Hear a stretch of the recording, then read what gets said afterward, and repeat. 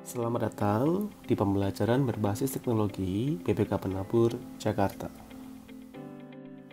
Pada video pembelajaran ini, kita akan belajar tentang segitiga.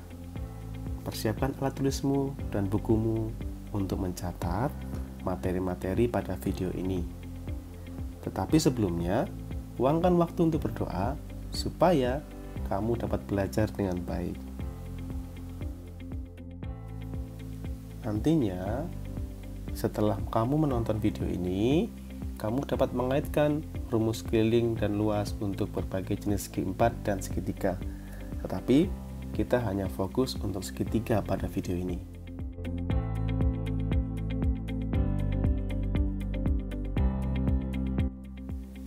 Segitiga adalah sebuah bangunan datar yang dibatasi oleh 3 buah garis yang disebut sisi. Segitiga memiliki 3 buah sudut dalam, dan nama segitiga menggunakan 3 huruf besar yang merupakan nama dari ketiga titik sudut segitiga itu. Perhatikan segitiga ABC di samping. Pertama, dia punya 3 garis yang disebut sisi. Yang kedua, dia punya 3 buah sudut dalam, dan yang ketiga, nama segitiga menggunakan 3 huruf besar yang merupakan nama ketiga titik sudutnya.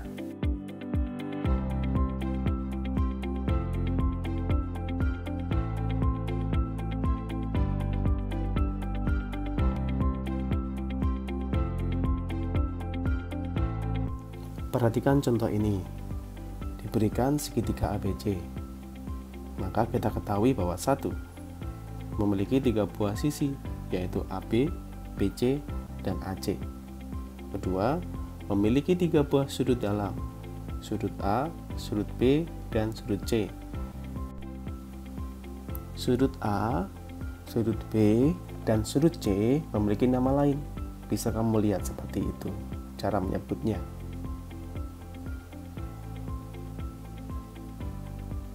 Untuk membentuk sebuah segitiga dari 3 buah garis, ada syarat yang harus dipenuhi. Yang pertama, jumlah panjang 2 sisi harus lebih panjang dari yang lain. Kedua, selisih panjang 2 sisi harus lebih pendek dari sisi yang lain. Untuk lebih jelasnya, perhatikan contoh nanti akan diberikan.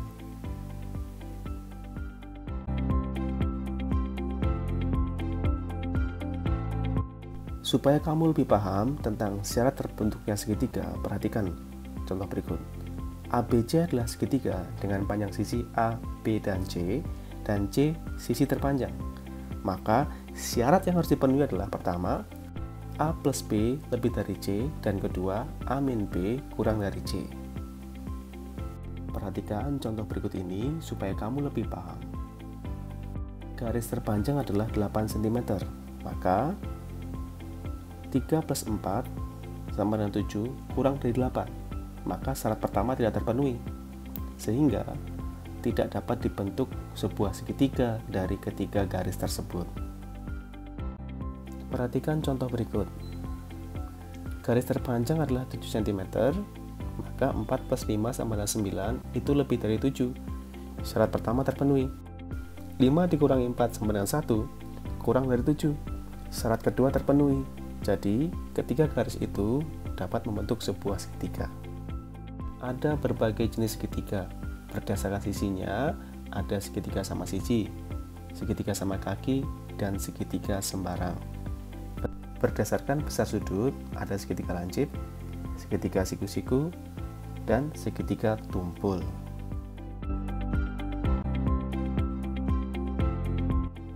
Berdasarkan panjang sisinya, ada segitiga sama sisi, yaitu ketika sisinya sama panjang. Ada segitiga sama kaki, yaitu 2 sisinya sama panjang. Ada segitiga sembarang yang panjang ketiga sisinya berbeda. Segitiga dengan sudut 60, 40, 80 merupakan segitiga lancip karena sudut terbesarnya kurang dari 90. Yang kedua, ini merupakan segitiga tumpul karena sudut terbesarnya lebih dari 90 derajat. Yang ketiga, merupakan segitiga siku-siku karena sudut terbesarnya sama dengan 90 derajat. Kamu dapat memberi nama segitiga berdasarkan besar sudut dan panjang sisinya secara bersamaan. Contoh, segitiga lancip sama sisi, segitiga lancip sama kaki, segitiga lancip sembarang. Masih tentang memberi nama segitiga berdasarkan besar sudut dan panjang sisi. Contoh, segitiga siku-siku sama kaki, segitiga siku-siku sembarang.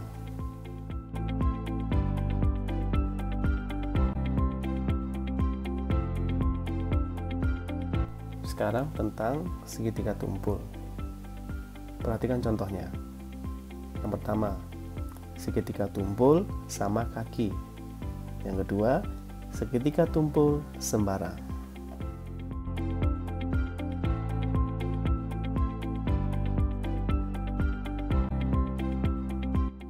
Sekarang kita akan membahas tentang segitiga sama kaki. Ada 3 segitiga sama kaki. Dari contoh, kita dapat belajar bahwa pertama, memiliki sepasang sisi yang sama panjang yang disebut dengan kaki. Yang kedua, sudut pada sepasang kakinya sama besar. Kamu juga dapat menentukan jenis segitiga dari ketiga panjang sisinya menggunakan rumus berikut.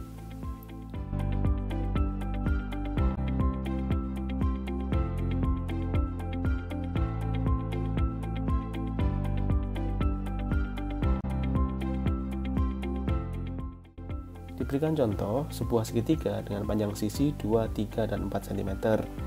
Sisi terpanjang adalah 4 cm. Sehingga 4 kuadrat sama dengan 16 dan 2 kuadrat plus 3 kuadrat sama dengan 13. Karena 16 lebih besar dari 13, maka segitiga itu adalah segitiga tumpul.